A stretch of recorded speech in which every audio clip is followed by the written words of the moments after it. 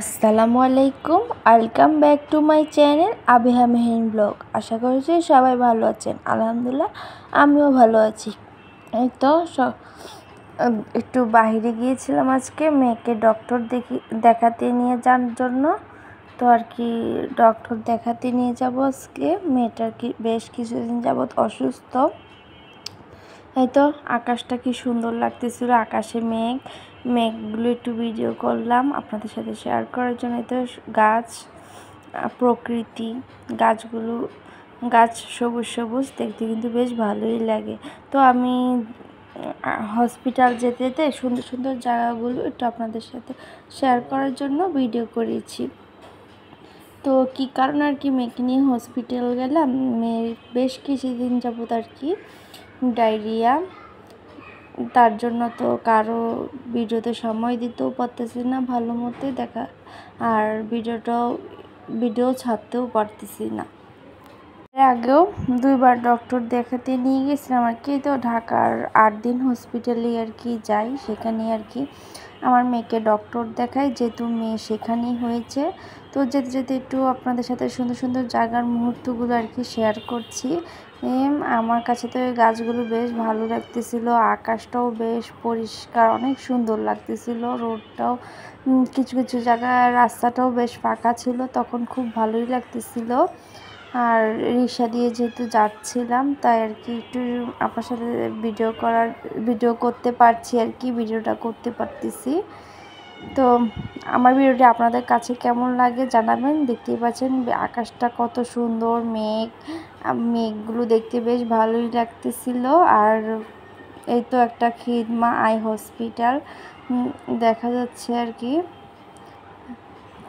তো এই তো এটা হচ্ছে, এই পাশে হচ্ছে রেল লাইন, দুপাশ দিয়ে বড় বড় বাস যাচ্ছে। রিক্সায় যখন উঠি, দুই পাশ দিয়ে যখন বাস যায় দেখতে বেশ ভয়ই লাগে, আমার কাছে খুব ভয় লাগে। এই তো আকাশটা দেখতে পাচ্ছেন, যেদিক দিয়ে যাচ্ছি না কেন আকাশটা একদম মেঘ জমে আছে, আর খুব ভালো লাগতেছে দেখতে। একটা ট্রেনও যাচ্ছে, ট্রেনটাও আর কি ভিডিও করে নিলাম। এই পাশে হচ্ছে রেল লাইনের ও পাশে হচ্ছে বাজার। এই তো এদিক দিয়ে আবার জ্যামে বসেছিলাম। তো এই তো চলে আসলাম 8 দিন হসপিটালে। তো আর কি যেহেতু মানুষ বেশি একটা ভিডিও করিনি, এটা হচ্ছে গর্ভবতী সেবা কেন্দ্র। এদিক দিয়ে আর কি যারা গর্ভবতী তাদেরকে চেক আপ করানো হয়। এই তো আমরা এদিক দিয়ে চলে যাচ্ছি মেয়েকে, এদিক দিয়ে যে 4 তলায় ডক্টর দেখাবো। প্রথমে মেয়েকে 2 তলায় আর কি ওজন মাপানো হবে। তো এই তো তারা বাপ মেয়ে তো খালি হেঁটেই যাচ্ছে, তাদেরকে একটু ভিডিও করতে পারতেছিলাম না, তাই এখানে একটু ভিডিও করে নিলাম। এই তো আর তারা ওজন মাপতেছে, আর এদিক দিয়ে আমি আপনাদেরকে সুন্দর সুন্দর সিনারিগুলো দেখাচ্ছি। এই তো এদিক দিয়ে হচ্ছে 1100 গ্রাম কমছে, 1100 গ্রাম, 11 গ্রাম কমছে।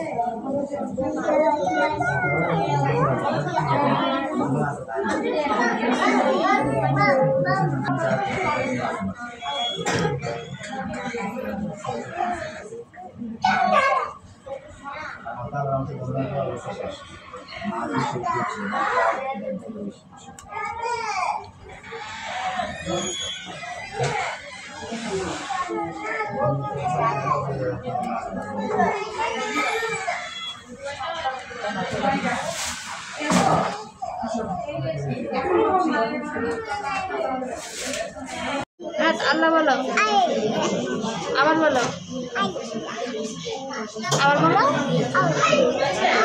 মাশাআল্লাহ আমার মেয়েটা কিন্তু অসুস্থ থাকলেও বেশ হাসি খুশি থাকে। আমার মেয়ে মাশাআল্লাহ দিতে কি করছে, কি কথা বলছে, একবার গান গাচ্ছিল, তখন এরপর আমি যখন বললাম আল্লাহ আল্লাহ বলো, তখন আল্লাহ আল্লাহ বলছিল। এই তো আমরা ডক্টর দেখানো শেষ করে আর কি এই তো চলে যাচ্ছি বাসায়।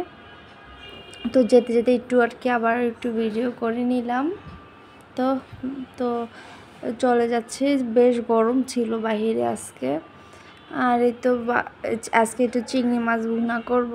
তো আর কি বেশি কিছু আর করব না, এই তো চিংড়ি মাছটা ভুনা করে নিচ্ছে। তো চিংড়ি মাছে হলুদ মরিচ লবণ মাখিয়ে নিয়েছি। এই তো পেস্টটা হালকা ভেজে নিয়ে এর মধ্যে চিংড়ি মাছটা দিয়ে দিলাম। চিংড়ি মাছ পেঁয়াজে একসাথে ভেজে নেব। যত তাড়াতাড়ি আর কি রান্না করা যায় তত তাড়াতাড়ি রান্নাটা করে নিব।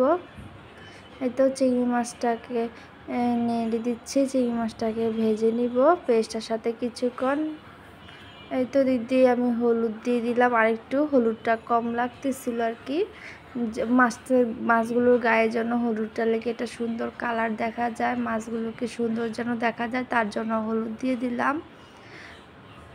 আমার মেয়েটা অসুস্থ থাকলেও বেশ হাসি খুশি থাকে, আর 2-3 দিন তো অসুস্থ জ্বালায় তেমন কোনো কথাই বলে নাই। আলহামদুলিল্লাহ এখন একটু কথা বলতেছে হাসি খুশি।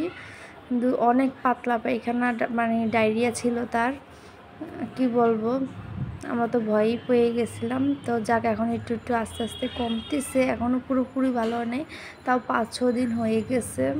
মেয়েটা আমার শুকিয়ে অনেকখানি ওজনই কমে গেছে।